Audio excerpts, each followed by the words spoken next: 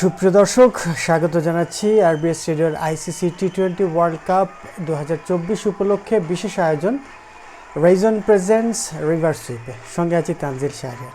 সবাই জানেন ইন্ডিয়া এবং পাকিস্তান এবারের বিশ্বকাপে মাঠে নামতে যাচ্ছে এবং এবারের বিশ্বকাপে সত্যিকার অর্থেই যেই ম্যাচটাকে বলা চলে যে বিশ্বকাপের একটা বিশাল বিজ্ঞাপন হিসেবে আইসিসি উপস্থাপন করতে চাইছে, সেটা হচ্ছে ইন্ডিয়া ভার্সেস পাকিস্তান ম্যাচটা।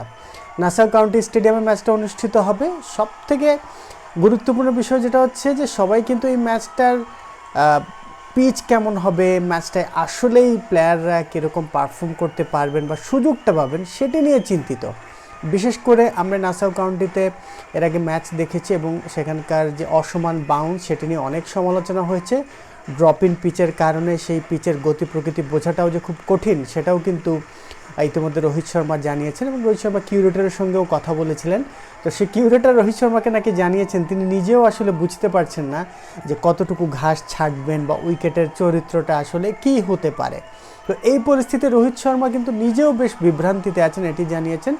অন্যদিকে আমরা যদি পাকিস্তানের কথা বলি, এর আগের ম্যাচে তারা কিন্তু আমেরিকার কাছে সুপার ওভারে যে ম্যাচটা গড়িয়েছিল সেখানে হেরে বিশ্বকাপটা শুরু করেছে।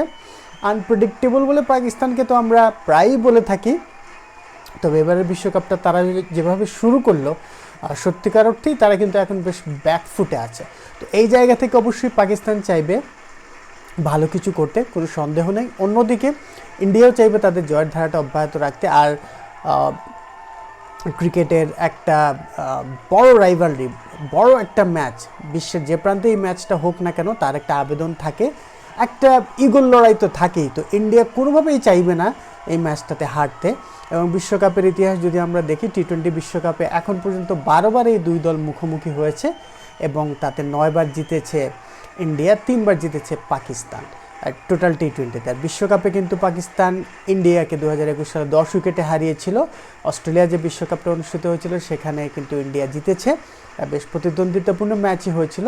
তো আজকে আসলে দুই দলের লড়াইটা খুবই জমজমাট হবে, এটা সকলেই প্রত্যাশা করছেন। বাংলাদেশের মানুষেরাও কিন্তু ইন্ডিয়া এবং পাকিস্তান এই দুটো দলকে ভীষণভাবে সমর্থন করে থাকেন। তো বাংলাদেশি দর্শকদের মধ্যেও এই ম্যাচটা নিয়ে বিশেষ একটা আগ্রহ থাকবে, সেটা বলাই বাহুল্য।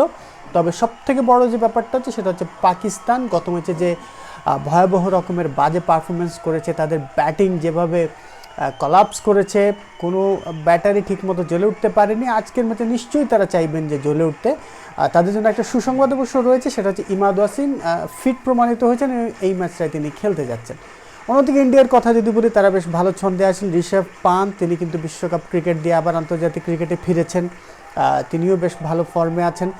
ইন্ডিয়ার বোলারদের কথা তো বলতেই হয় যে জসপ্রীত বুমরা, হার্দিক পান্ডিয়া, আর্শদীপ সিং সকলেই কিন্তু বেশ ভালো বোলিং করছেন এবং আশা করা যায় সেই ধারাবাহিকতা তারা ধরে রাখবেন। ঐতিহ্যগতভাবে ইন্ডিয়ার ব্যাটিং লাইনআপটা সবসময় শক্তিশালী, এবারের বিশ্বকাপেও তার ব্যতিক্রম নয়।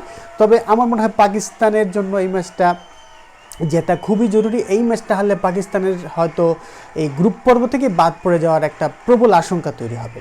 অধিনায়ক বাবর আজম, রিজওয়ান তাদেরকে আমার কাছে মনে হয় যে দায়িত্বটা নিতে হবে এবং ফখর জামান তো আছেন, অন্যান্য ব্যাটার যারা রয়েছেন তাদেরকেও দায়িত্ব নিয়ে বড় ইনিংস খেলতে হবে। ইফতিকার রয়েছেন, আশা করি ইমাদ ওয়াসিম যদি খেলেন তাহলে বোলিংয়ের পাশাপাশি ব্যাটিংয়েও তিনি হয়তো কিছুটা অবদান রাখতে পারবেন।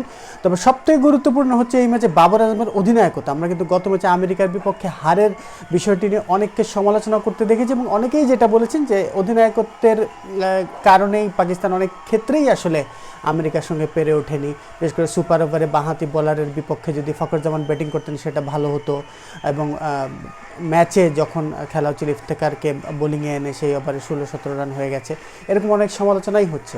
তো দুই দলই নিশ্চয়ই চাইবে নিজেদের পারফর্মটাকে আরও উন্নত করতে এবং এই ম্যাচে ইন্ডিয়া চাইবে জয়ের ধারা ধরে রাখতে এবং পাকিস্তান চাইবে খাদের কিনারা থেকে ফিরে আসতে। এবং খাদের কিনারা থেকে ফিরে আসার একটা ইতিহাস কিন্তু পাকিস্তানের রয়েছে।